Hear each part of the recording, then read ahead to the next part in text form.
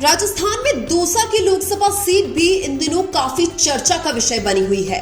नरेंद्र मोदी का दौसा में road show करने के बावजूद भी यहां पर बीजेपी मुश्किल में दिखाई दे रही है। चाहे दौसा की लोकसभा सीट पर सर्वे और सट्टे बाजार कुछ भी परिणाम बता रहे हो, लेकिन यहां पर कांग्रेस और बीजेपी दोनों ही पार्टियों के कार्यकर्ता ये दावा कर रहे हैं कि हम ही चुनाव जीत रहे हैं। दौसा की लोकसभा सीट से बीजेपी प्रत्याशी के रूप में कन्हैयालाल मीणा, जबकि कांग्रेस प्रत्याशी के रूप में मुरारीलाल मीणा 2024 में अपनी किस्मत आजमा रहे हैं। बीजेपी कार्यकर्ता ये बोल रहे हैं कि यहाँ पर एक बार फिर से मोदी लहर चल रही है। उधर कांग्रेस के कार्यकर्ता ये बोल रहे हैं कि इस बार यहाँ पर कोई भी मोदी लहर नहीं दिखाई दे रही है। कांग्रेस कार्यकर्ता ये दावा कर रहे हैं कि दौसा के लोग नरेंद्र मोदी का नाम तक सुनना पसंद नहीं कर रहे हैं। उनका मानना है कि दौसा में कांग्रेस प्रत्याशी मुरारीलाल मीणा एक प्रचंड बहुमत के साथ 2024 में सांसद बनने वाले हैं। हालांकि कौन जीतेगा चुनाव और किसके सिर पर होगा ताज, इसका पता तो 4 जून को परिणाम आने के बाद ही पता चलेगा। लेकिन दौसा की लोकसभा सीट पर 19 अप्रैल को हुई वोटिंग में लोगों ने कुछ खास दिलचस्पी नहीं दिखाई है। यहाँ पर यानी कि दौसा लोकसभा सीट पर पिछली बार की तुलना में भी बहुत कम वोटिंग हुई है। 2019 में दौसा की लोकसभा सीट पर लगभग 61% वोटिंग हुई थी, जबकि 2024 में मात्र 55% के आसपास ही वोटिंग हुई है। यानी कि पिछली बार की तुलना में भी दौसा में इस बार लगभग 6% वोटिंग कम हुई है। अब कम वोटिंग से कौन सी पार्टी को फायदा होगा और कौन सी पार्टी को नुकसान होगा, ये अनुमान लगाना काफी मुश्किल है। कांग्रेस के लोग बोल रहे हैं कि बीजेपी के लोगों ने वोट नहीं किया, इसीलिए वोट प्रतिशत कम हुआ है और हम चुनाव जीत रहे हैं। उधर बीजेपी के लोग बोल रहे हैं कि ग्रामीण इलाके और कांग्रेसी लोगों ने ही वोटिंग कम की है, इसी वजह से यहाँ पर बीजेपी एक तरफा चुनाव जीत रही है।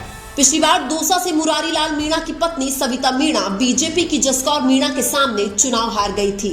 तब भी मुरारीलाल मीणा ने यही बोला था कि यहाँ पर मतदान कम हुआ है, जिस वजह से हम थोड़े अंतर से चुनाव हार गए। हालांकि दिलचस्प बात तो ये है कि इस बार तो यहाँ पर और भी कम मतदान हुआ है। क्या कम मतदान दौसा में कांग्रेस की हार का कारण बनेगा, या फिर कम मतदान की वजह से दौसा में बीजेपी के सपने चकनाचूर हो जाएंगे?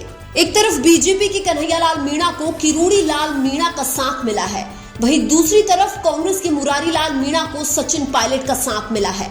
किरोड़ीलाल मीणा और सचिन पायलट दोनों ही अपनी अपनी पार्टी के बड़े नेता है। अब देखने वाली बात यह है कि कौन सा नेता दौसा में अपनी पार्टी को चुनाव जिताने में सफल होगा। किरोड़ीलाल मीणा की दौसा लोकसभा क्षेत्र में अच्छी खासी पहचान है, और केवल पहचान ही नहीं, 2009 में किरोड़ीलाल मीणा यहाँ से निर्दलीय सांसद बन चुके हैं। लेकिन सबसे बड़ा सवाल ये है कि क्या अभी भी किरोड़ीलाल मीणा का दौसा में उतना ही प्रभाव है जितना 2009 में था?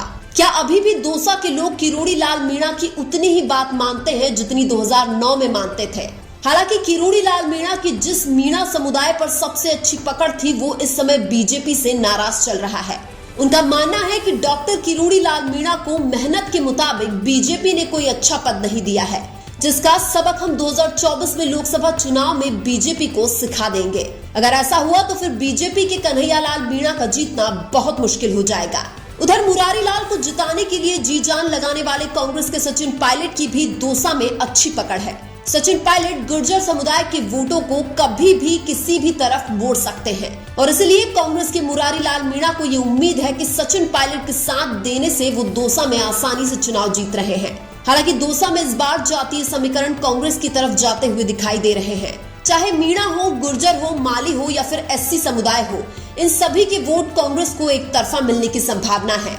और दौसा में अगर सबसे ज्यादा किसी के वोट हैं तो वो मीणा और गुर्जर समुदाय के हैं। मीणा और गुर्जर समुदाय को मिलाकर दौसा में लगभग 8 लाख वोट हैं। भले ही दौसा में बीजेपी के लोग चुनाव जीतने का दावा कर रहे हो, लेकिन दौसा में किसी भी एंगल से बीजेपी का चुनाव जीतने का माहौल दिखाई नहीं दे रहा है। 2014 और 2019 के आधार पर यह अनुमान लगाना कि दौसा में फिर से मोदी लहर चल सकती है, ये बिल्कुल ही गलत है।